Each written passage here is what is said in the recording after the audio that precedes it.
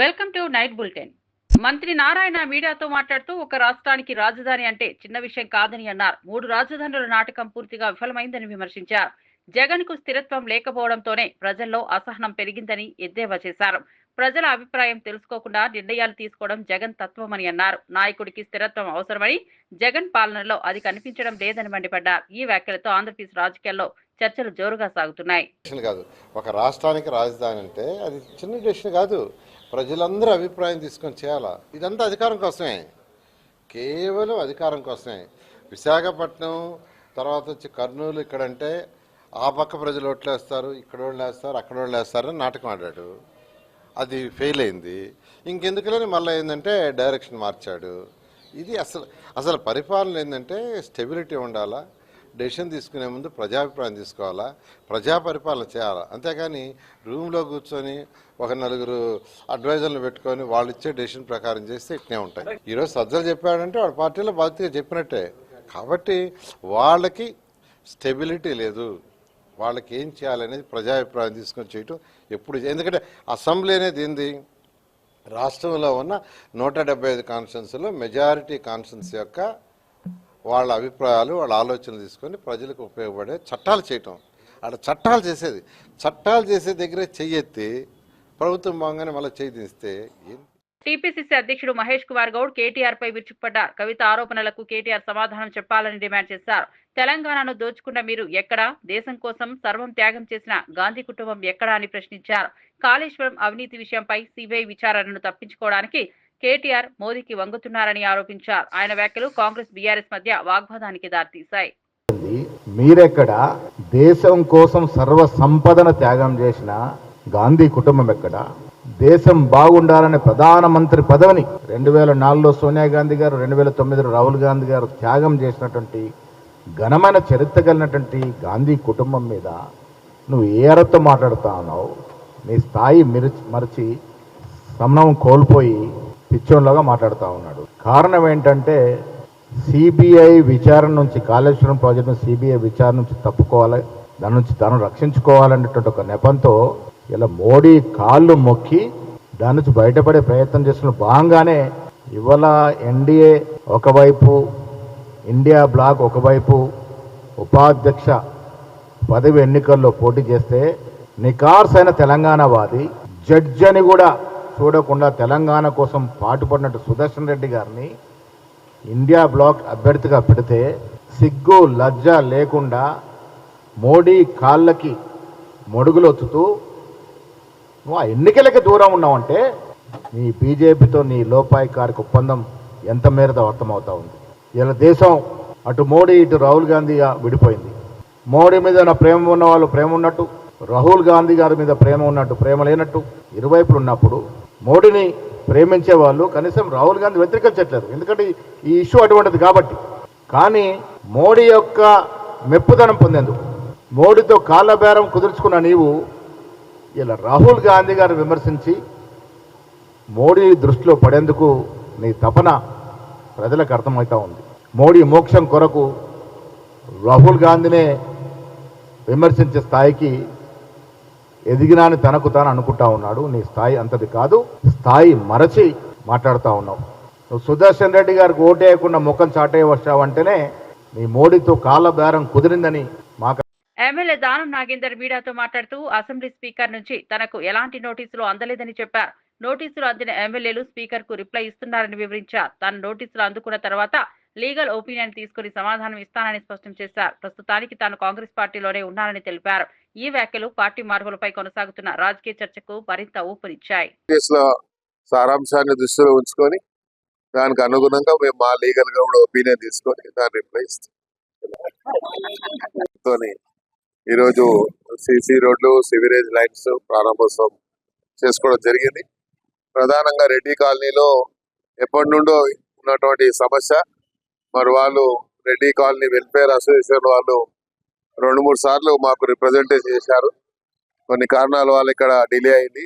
దానికి వాళ్ళతో క్షమాపణ కోరుకుంటూ రాబోయే రోజుల్లో కాలనీ సమస్యనే కాదు, ఎక్కడ ఏ సమస్య ఉన్నా కూడా మా స్థానిక కార్పొరేటర్ గారి ఆధ్వర్యంలో అభివృద్ధి కార్యక్రమంలో ముందుండి అన్ని కార్యక్రమాన్ని ముందు తీసుకుపోవడానికి శక్తివంతంగా ఇక్కడ టీడీపీ రాష్ట్ర ఉపాధ్యక్షుడు వేమూరి ఆనంద్ సూర్య అమరావతిలోని ఎన్టీఆర్ భవన్ లో మీడియా సమావేశం నిర్వహించారు. సూపర్ 6 సూపర్ హిట్ సభ ఘన విజయంతో వైఎస్ఆర్సీపీలో వణుకు మొదలైందని వ్యాఖ్యానించారు. ప్రజలు చంద్రబాబు నాయకత్వంపై విశ్వాసం ఉంచి భారీగా తరలివచ్చారని వివరించారు. కూటమి ప్రభుత్వంపై ప్రజల నమ్మకం మరింతగా పెరుగుతోందని అన్నారు.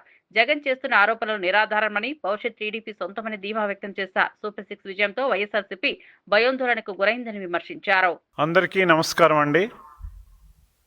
ఆంధ్ర రాష్ట్ర ప్రజానీకానికి కూడా ముఖ్యంగా ఈనాడు మీడియా ద్వారా తెలియజేయింది ఏమనగా సూపర్ 6 సూపర్ హిట్ పేరుతో మొన్న 10వ తారీఖు అనంతపురంలో రాష్ట్ర ముఖ్యమంత్రి శ్రీ నారా చంద్రబాబు నాయుడు గారు, అలాగే జనసేన నాయకులు, ఉప ముఖ్యమంత్రి పవన్ కళ్యాణ్ గారు, భారతీయ జనతా పార్టీ నాయకులు మాధవ్ గారు కలిసి తీసుకున్నటువంటి ఈ సూపర్ 6 సూపర్ హిట్ అనేటువంటి కార్యక్రమం ద్వారా అనంతపురం అనంతపురంలో లక్షలాది మంది ప్రజలు వచ్చి ఆ సూపర్ 6 సూపర్ హిట్ అంటే ఏంటో తెలుసుకొని చాలా చాలా చాలా ఆనందపడుతున్న సమయం అది.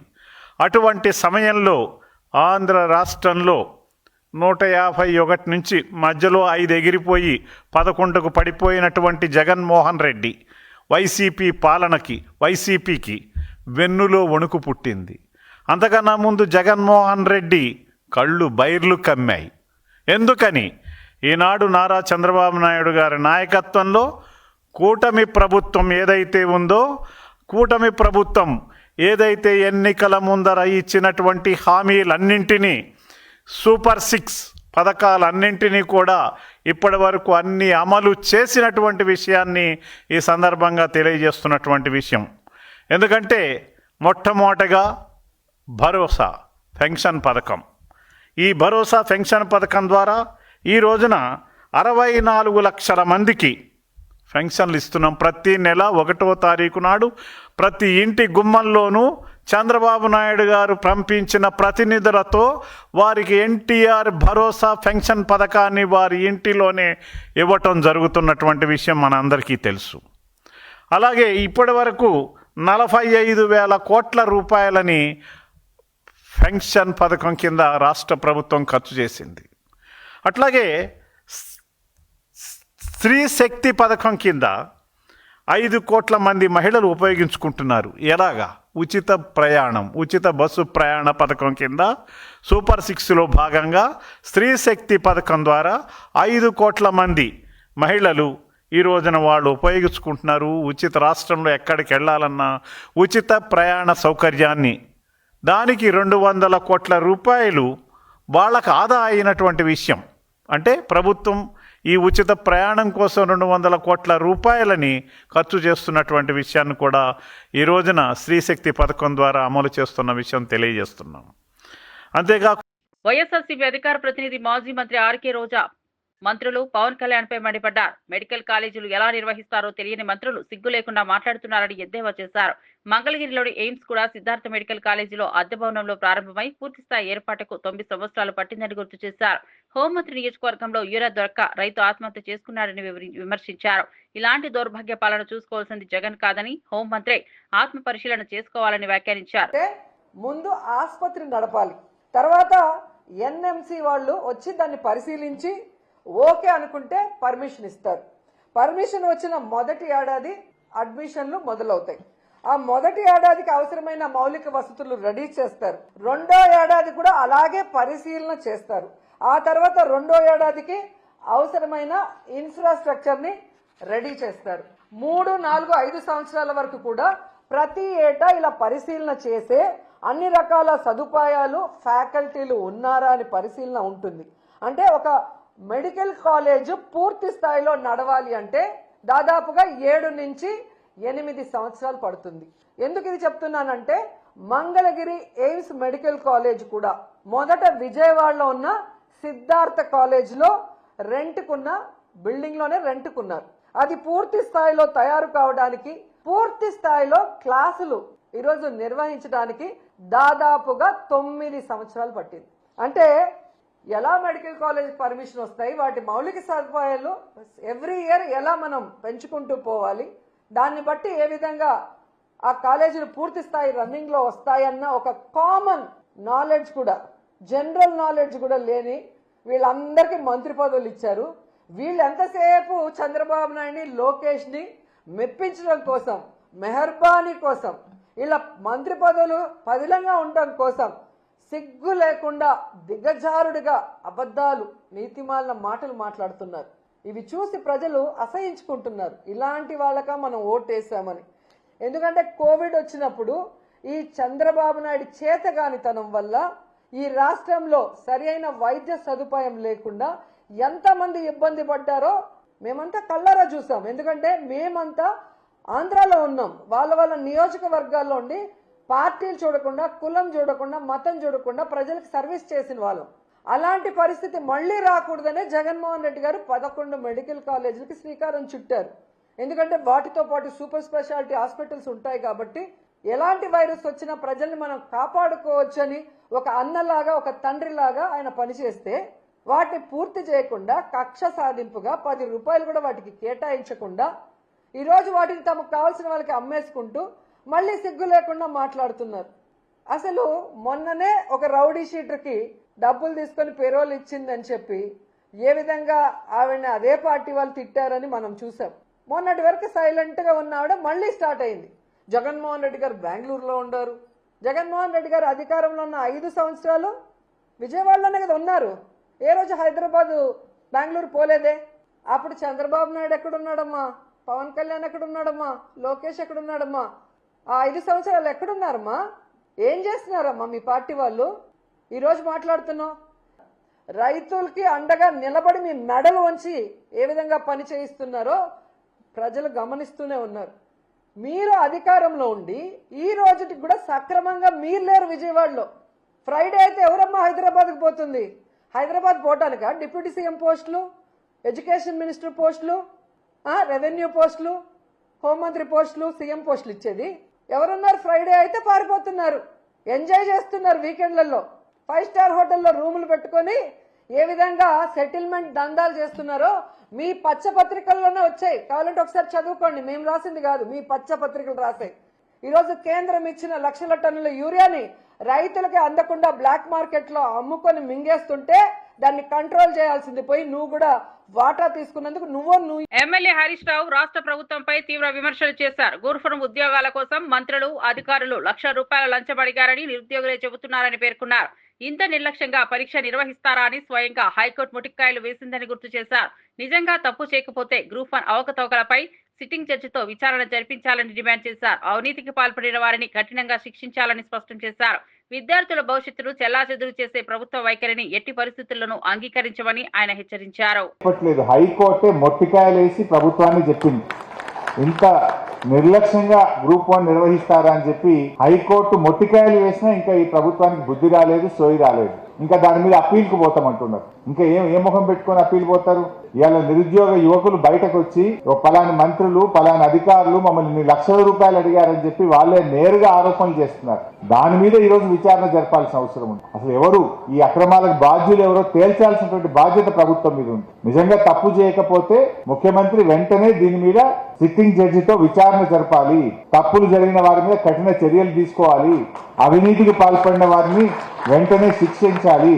కానీ దానికి ముందుకు పోకుండా తప్పులను సరిదిద్దకుండా ఇంకా అప్పీల్కి పోతాం, ఇంకా దాచుకునే ప్రయత్నానికి ఇలా రేవంత్ రెడ్డి పాల్పడతా ఉన్నారు. ఆ రోజు చెప్పిందేమో మొదటి ఏడాదిలోనే 2 లక్షల ప్రభుత్వ ఉద్యోగాలు ఇస్తామన్నారు. ఇప్పుడు 2 ఏళ్ళు అయింది కదా, మరి ఎక్కడ పోయినాయి 2 లక్షలు? ఫుల్ పేజ్ యాడ్స్ ఇచ్చింది అన్ని పేపర్లలో. ఏ పేపర్ చూసినా మొదటి సంవత్సరమే 2 లక్షల ఉద్యోగాలు. రేవంత్ రెడ్డి నమ్మటట్లేడని ఢిల్లీకి రాహుల్ గాంధీని తెచ్చి అశోక్ నగర్ సెంట్రల్ లైబ్రరీలో కూర్చోబెట్టి ఆయనతో చెప్పించే ప్రయత్నం చేశారు. ఇది నా మాట, ఇది గాంధీ మాట అన్నాడు. మరి గాంధీ మాట ఏడవైందో, రేవంత్ రెడ్డి మాట ఏడవైందో? 2 లక్షల ఉద్యోగాలు కాదు కదా, ఇందాక మా సీనన్న చెప్పినట్టు 10,000 కూడా ఇవ్వలే. అన్ని కేసీఆర్ గారు. ఇప్పుడు 20,000 పోలీస్ కానిస్టేబుల్ ఉద్యోగాలు. ప్రిలిమినరీ పరీక్ష పెట్టింది కేసీఆర్ గారు, ఫైనల్ పరీక్ష పెట్టింది కేసీఆర్ గారు, ఫిజికల్ టెస్ట్ చేసింది కేసీఆర్ గారు, ఫలితాలు ఇచ్చింది కేసీఆర్ గారు, కాయిదాలు పంచింది రేవంత్ రెడ్డి. ఇది నేను ఇచ్చిన అంటాడు. అంతకు మించి అసలు నీ హయాంలో నోటిఫికేషన్ ఇచ్చింది ఎక్కడా? నువ్వు ఉద్యోగాలు ఇచ్చింది ఎక్కడ? ఎక్కడ పోయి 2 లక్షలు చర్చ పెట్టి అసెంబ్లీలో అంటే అసెంబ్లీ పెట్టాడు. అమరావతిలోని ఎన్టీఆర్ భవన్ లో మీడియా సమావేశం నిర్వహించిన ఎమ్మెల్యే కలికిరి మురళీమోహన్ ఆటో డ్రైవర్లకు దసరా పండుగ ముందే వచ్చిందని వ్యాఖ్యానించారు. టీడీపీ ప్రభుత్వం ఆటో డ్రైవర్ల సంక్షేమానికి కట్టుబడి ఉందని తెలిపారు. రవాణా రంగంలో పనిచేసే చిన్న వ్యాపారులు డ్రైవర్ల సమస్యలను గుర్తించి వారికి సహాయం చేయడం పార్టీ ధ్యేయమని వివరించారు. దసరా పండుగకు ముందుగానే ఆటో డ్రైవర్లకు లబ్ధి చేకూరేలా చర్యలు తీసుకున్నామని చెప్పారు. ఈ పండుగను ఆనందంగా జరుపుకునేందుకు ప్రభుత్వం అన్ని విధాలా అండగా ఉంటుందని ధైర్యం చెప్పారు. సూపర్ హిట్ ద్వారా రాష్ట్ర ప్రజానీకం అంతా కూడా కూటమి ప్రభుత్వాన్ని దీవిస్తూ ఉంది. 5 ఏళ్ల మ్యాండేట్లో 15 నెలల కాలంలోనే ఇచ్చిన హామీలన్నింటినీ కూడా నెరవేరుస్తూ అదనంగా కూడా అనేక రకాలైనటువంటి సంక్షేమ కార్యక్రమాలు, అలాగే సంక్షోభం తలెత్తిన ప్రతిసారి ఆ సంక్షోభ నివారణకు తీసుకుంటున్నటువంటి చర్యలపైన యావత్ ఆంధ్ర రాష్ట్రమే కాదు భారతదేశం మొత్తం కూడా ఈరోజు ఆంధ్రప్రదేశ్ పరిపాలన వైపు చూస్తోంది. అది కేవలం ఒక నారా చంద్రబాబు నాయుడు గారి యొక్క దార్శనికత, దూరదృష్టి, పట్టుదల, దీక్ష, ప్రజల పట్ల బాధ్యత, వీటన్నిటినీ కలగలిపిన పరిపాలన ఈరోజు జరుగుతున్నటువంటి కారణంగా ఆంధ్రప్రదేశ్లో ప్రజానీకం ఆనందంగా ఉంది. నేను ఈ సందర్భంగా ఒక మాట చెప్పదలుచుకున్నా. ప్రజలు ఇది మంచి ప్రభుత్వం, మంచి పరిపాలన అని దీవిస్తున్నటువంటి తరుణంలో దుర్మార్గులు, దుష్టులు, ముఖ్యంగా వైఎస్ఆర్ కాంగ్రెస్ పార్టీకి సంబంధించినటువంటి నాయకులు దుష్ప్రచారం మొదలు పెడుతున్నారు. ఈరోజు ఆటో డ్రైవర్లకి 15,000 రూపాయలు దసరా కానుక రాష్ట్ర ముఖ్యమంత్రి నారా చంద్రబాబు నాయుడు గారు ప్రకటించడం జరిగింది. దాని మీద కూడా వంకర టింకర మాటలు మాట్లాడుతున్నటువంటి వాళ్ళకి నేను సూటిగా ఒక మాట చెప్పదలుచుకున్నా. ఏ రోజైనా ఆటో డ్రైవర్లకి, ఆటో యజమానులకు సంబంధించినటువంటి సంక్షేమాన్ని గురించి మీరు చిత్తశుద్ధితో ఆలోచించారా? నిజంగా గుండె మీద చేసుకుని మీరు చెప్పండి. మీరు అధికారంలో ఉన్నప్పుడు 10,000 రూపాయలు ఇచ్చామని చెప్పి గొప్పలు చెప్పుకుంటున్నటువంటి మీరు ఎన్నిసార్లు డీజిల్ పెంచారు? ఎన్నిసార్లు పెట్రోల్ పెంచారు? పెట్రోల్ డీజిల్ పెరిగిన ప్రతిసారి ఆటో డ్రైవర్లకి భారం కారలేదా?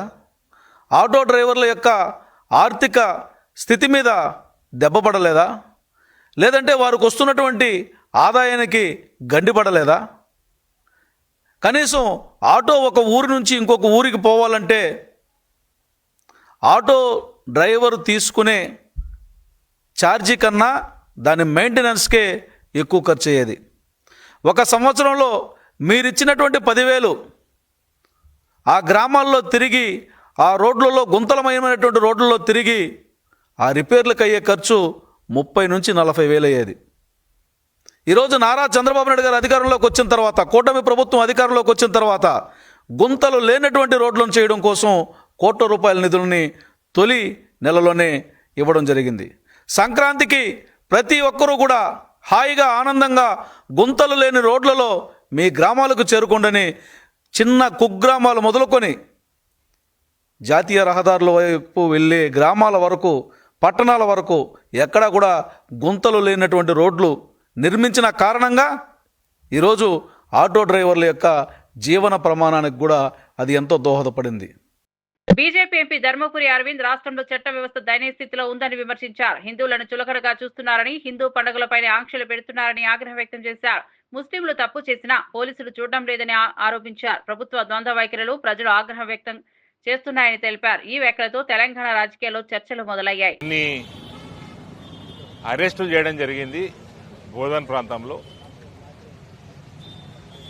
టెర్రరిస్ట్ యాక్టివిటీ పెరగడము, ఇక్కడ బోధను ఇంతకుముందు కూడా పిఎఫ్ఐకి, సిమ్మికి అడ్డాగా మారటము, ఇవన్నీ కూడా కొంచెం ప్రజలకి భయాందోళన కలిగిస్తూ ఉన్నాయి. ఇటువంటి పరిస్థితి వస్తుందంటే డెఫినెట్గా ఇది లా అండ్ ఆర్డర్ సరిగ్గా లేదు. ఓటు బ్యాంక్ రాజకీయాలు ఇవన్నీ కూడా ఇవాళ సొసైటీకి, సమాజానికి ఒక ముప్పుగా మారుతా ఉంది. హిందువులు అనేసరికి చులకన, హిందూ పండుగలంటే చులకన, రెస్ట్రిక్షన్స్ ఇటువంటి హ్యాండ్లింగ్ వల్లనే హిందువుల మీద ఇమీడియట్ యాక్షన్, ముస్లింల మీద యాక్షన్ తీసుకోకపోవడం, దీనివల్ల సమాజంలో చీలికలు వస్తాయి అని ఆయనని రిక్వెస్ట్ చేయడం జరిగింది. కేంద్ర మంత్రి భూపతిరాజు శ్రీనివాస్ వర్మ తనపై జరుగుతున్న విమర్శలకు బదులిచ్చారు. నేను చేసే అభివృద్ధి కార్యక్రమాలను హైజాక్ చేయడానికి ప్రయత్నిస్తే తగిన సమాధానం ఇస్తానని హెచ్చరించారు. సాధారణ కార్యకర్తగా ఎంపీ టికెట్ తెచ్చుకుని రికార్డు మెజార్టీ గెలిచి కేంద్ర మంత్రి అయ్యానని గుర్తు చేశారు. ఎవరో చేసిన అభివృద్ధిని నేను చేశానని చెప్పుకోవాల్సిన అవసరం లేదని స్పష్టం చేశారు.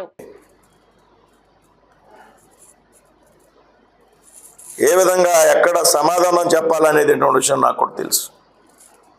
సహకరించండి, అందరూ కలిసి పనిచేస్తే కానీ అభివృద్ధి సాధ్యం కాదు. కానీ సంబంధం లేకుండా,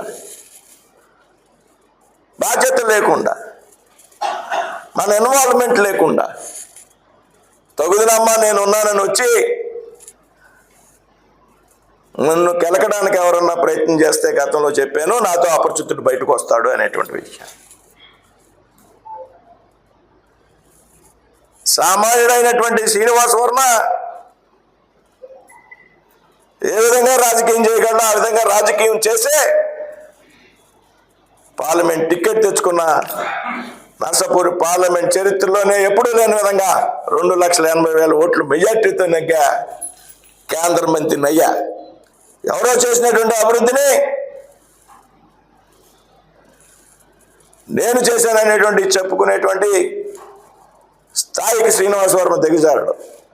వైఎస్ఆర్సీపీ యువనేత బైరెడ్డి సిద్ధార్థరెడ్డి రాజమండ్రి సెంట్రల్ జైల్లో మిథున్ రెడ్డిని కలిసి పరామర్శించారు. లిక్కర్ కేసులో తప్పుడు ఆరోపణలతో అరెస్టు చేసినట్లు ఆరోపించారు. మిథున్ రెడ్డి విద్యార్థి దశలోనే అనేక కేసులు పెట్టారని గుర్తు చేశారు. మంచి నాయకుడిగా ఎదుగుతున్నందుకే అరెస్ట్ చేశారని విమర్శించారు.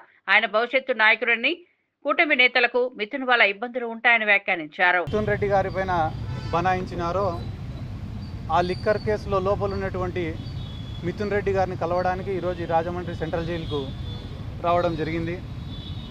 మిథున్ రెడ్డి గారిది ఈ గవర్నమెంట్ వచ్చిన తర్వాత అరెస్టు జరుగుతుంది అని చెప్పి ఇదేం మాకు పెద్ద ఆశ్చర్యం కలిగించిన విషయం ఏం కాదు. ఎందుకంటే గతంలో తెలుగుదేశం పార్టీ అధికారంలో ఉన్నప్పుడు కూడా మిథున్ రెడ్డి గారి పైన కేసులు పెట్టినారు. ఆయన విద్యార్థి దశల్లో ఉన్నప్పుడు కూడా ఆయన ఎదుగుదలను ఓర్చలేక కేసులు పెట్టినారు. కానీ ఈరోజు సీన్ కట్ చేస్తే ఈరోజు దేశ రాజకీయాల్లోనే చాలా పెద్ద స్థాయికి ఎదిగిన వ్యక్తి మిథున్ రెడ్డి గారు. అంటే పొలిటికల్గా కావచ్చు, వ్యాపార రీత్యా కావచ్చు, ఆయనకున్న పలుకుబడి రీత్యా కావచ్చు, ఆయనకున్నటువంటి కాంటాక్ట్స్ రీత్యా కావచ్చు, ఇండివిజువల్గానే చాలా టాల్ పొలిటీషియన్.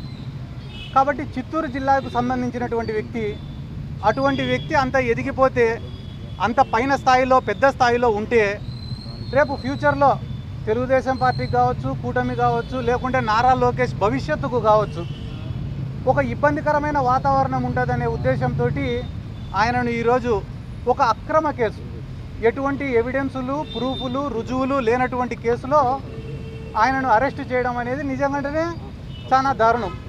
ఒకవేళ మిథున్ రెడ్డి గారు గాన వాళ్ళు ఆరోపిస్తున్నటువంటి ఉద్దేశంలో మంచి వ్యక్తి కాకపోతే ఇంత తెలుగుదేశం పార్టీ గాలిలో, ఇంత కూటమి గాలిలో ఆయన గెలిచింది ఎవరిపైన? మాజీ ముఖ్యమంత్రి, ఉమ్మడి రాష్ట్రానికి మాజీ ముఖ్యమంత్రి అయినటువంటి కిరణ్ కుమార్ రెడ్డి గారిపైన మిథున్ రెడ్డి గారు గెలిచినారు. అంటే ఆ రాజంపేట పార్లమెంట్ పరిధిలో కానీ ఆయనకి ఎంత మంచి పేరుంది, ఆ కుటుంబానికి ఎంత మంచి పేరుంది అనేది ఈ రాష్ట్ర ప్రజలందరూ కూడా ఒక్కసారి ఆలోచించమని చెప్పి నేను రిక్వెస్ట్ చేస్తున్నా. ఎందుకంటే కేవలం మెంటల్గా ఆయనను ఇబ్బంది పెట్టాలా, డిమారలైజ్ చేయాలా, ఆయనలో ఉండే కాన్ఫిడెన్స్ని దెబ్బ కొట్టాలా అనే ఉద్దేశంతో అక్రమంగా కేసులు పెట్టినారు. ఈ లిక్కర్ కేసులో కేవలం A2, A3 యొక్క స్టేట్మెంట్స్ను రికార్డు చేసి వాళ్ళు చెప్పినారని చెప్పి మిథున్ రెడ్డి గారిని అరెస్ట్ చేసినారు. కానీ వాళ్ళిద్దరిని అరెస్ట్ చేసినారా? చేయలే. దాదాపుగా ఈ రోజుకి 50 రోజుల పైన అయింది మిథున్ రెడ్డి గారు అరెస్ట్ అయ్యి. ఈ 50 రోజులలో ఆయనను విచారించాలా అని చెప్పి ఎవరైనా కస్టడీ పిటిషన్ వేసినారా? వేయలే. ఎందుకు వేయలే అన్న కస్టడీ పిటిషను? ఎందుకంటే మిథున్ రెడ్డి గారు కస్టడీకి పోతే అడిగేదానికి వీళ్ళ దగ్గర ప్రశ్నలు లేవు కాబట్టి ఇటువంటి కేసులు ఎక్కువ రోజులు నిలబడవు. ఏదైతే వాళ్ళ కుటుంబం ఒక 30-40 ఏళ్ళ నుంచి సర్వీస్ చేసుకుంటూ వస్తున్నారో, ప్రజలకు సేవ చేసుకుంటూ వస్తున్నారో, అదే వాళ్ళకు శ్రీరామ రక్షగా నిలబడుతుందని చెప్పి ఈ సందర్భంగా నేను మీకు అందరికీ తెలియజేసుకుంటూ, ఈరోజు రాష్ట్రంలో ఏదైతే అబద్ధాలు చెప్పడం, అబద్ధాలపైన రాజకీయం చేయడం, కథలు చెప్పడం, ఆ కథలను ప్రజలను నమ్మించేలా చేయడం అనేది ఒక ఆనవాయితీగా జరుగుతుంది. ఎందుకంటే కానీ ఈరోజు రాష్ట్రంలో 20-30 వేల మంది అమ్మాయిలు మిస్ అయినారన్నారు. దానికి ఆధారం ఉందే? అధికారంలోకి వచ్చినాక ఎవరైనా దాన్ని నిరూపించినారా? ఒక్క మహిళనన్నా తిరిగి తీసుకొచ్చినారా? ఒక్క కంప్లైంట్ దేవరకద్ర ఎమ్మెల్యే మధుసూదన్ రెడ్డి కేటీఆర్ పై విమర్శలు చేశారు. ఇంటి సమస్యలనే పరిష్కరించని కేటీఆర్ రాష్ట్ర సమస్యలను పరిష్కరిస్తామని చెప్పడం హాస్యాస్పదమని ఎద్దేవా చేశారు.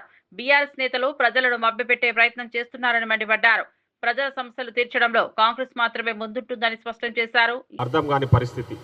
ఇంట్లో సంసారాన్ని చక్కదిద్దుకోలేక, కుటుంబంలో వచ్చిన గొడవలు పరిష్కరించుకోలేక, కుటుంబ కలహాలతో సతమతమవుతూ 10 ఏళ్ల అధికారాన్ని అడ్డం పెట్టుకొని అడ్డగోలుగా దోసుకున్న దోపిడీ సంపాదనలో తేడాలు రావడం, ఆ తేడాల వల్ల కుటుంబంలో కలహాలు మనమంతా చూస్తూ ఉన్నాం. దాంట్లో భాగంగానే కవిత ఎపిసోడు.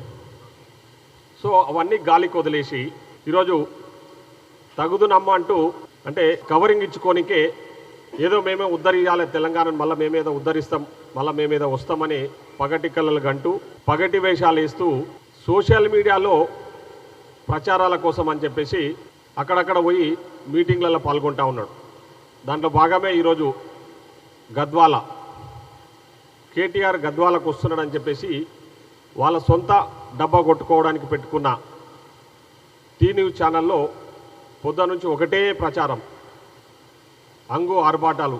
ఏదో పాలమూరు అంతా ఈయన కోసం ఎదురు చూస్తున్నట్టు, గద్వాల మొత్తం ఈయనకు దాసోహం అయినట్టు కేటీఆర్ గారు వస్తున్నారని చెప్పేసి పెద్ద ఎత్తున ఏదో అక్కడ ప్రజలు విపరీతంగా ఎదురు చూస్తున్నారని చెప్పేసి ప్రచారాలు చేసుకుంటూ ఉన్నారు. దాని సోషల్ మీడియాలో కూడా ఇప్పుడు వాళ్ళకి తెలిసిందే, అందరికి తెలిసిన విషయమే సోషల్ మీడియా ఏ విధంగా వాళ్ళను ప్రచారాలు జరుపుకుంటారో. ఎందుకంటే అడ్డగోలుగా సంపాదించిన సంపదతోన సోషల్ మీడియా నడిపించుకుంటూ ఆ సోషల్ మీడియాలో మా ప్రజాప్రభుత్వం మీద దుమ్మెత్తిపోసే ప్రయత్నం, తప్పుడు ప్రచారాలు. సో ఇవన్నీ మనం గమనిస్తూ ఉన్నాం.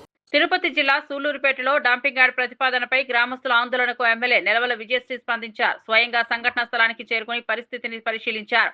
ప్రజలకు ఇబ్బందికరంగా ఉన్న ప్రదేశంలో డంపింగ్ యార్డ్ ఏర్పాటు చేయబోమని హామీ ఇచ్చారు. ప్రత్యామ్నాయ స్థలం కోసం చర్యలు తీసుకుంటామని స్పష్టం చేశారు. ప్రజల సంక్షేమమే తనకు ముఖ్యమని, సమస్యల పరిష్కారంలో ఎప్పటికీ వెనకడబోమని తెలిపారు. ఆమె స్పందనతో గ్రామస్తులు సంతృప్తి వ్యక్తం చేశారు.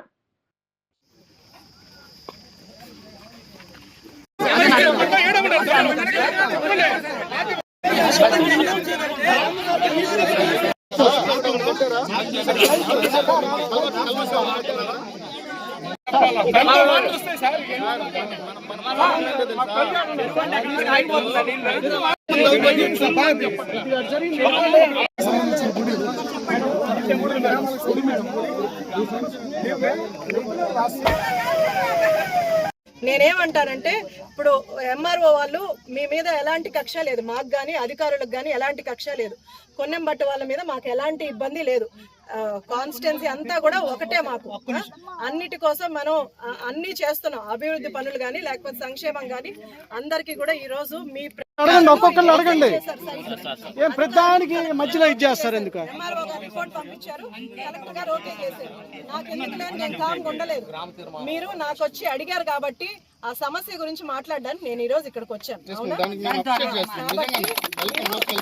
అర్థం చేసుకోవడానికి ప్రయత్నించాలి. ఇప్పుడు ఈ రోజు నేను నా దగ్గరకు వచ్చిన వాళ్ళకు కూడా నేను ఏం చెప్పానంటే, నేను వచ్చి సైట్ చూస్తాను, మీ ప్రాబ్లమ్స్ నేను వింటాను. ఒకవేళ నిజంగా మీకు ఇబ్బంది కలిగేలాగుంటే నేను దాన్ని మారుస్తానని మీ అందరికీ కూడా ఉందని, చెరువుకు దూరంగా ఉందని నేను ఈ రోజు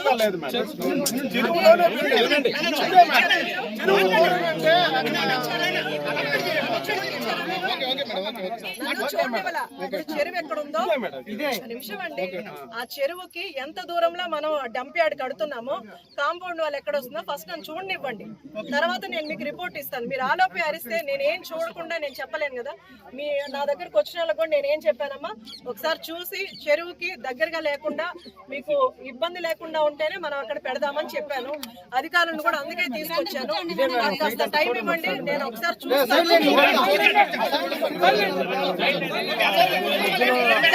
బులెటిన్ అప్డేట్స్ మరో బులెటిన్ లో మళ్ళీ కలుద్దాం.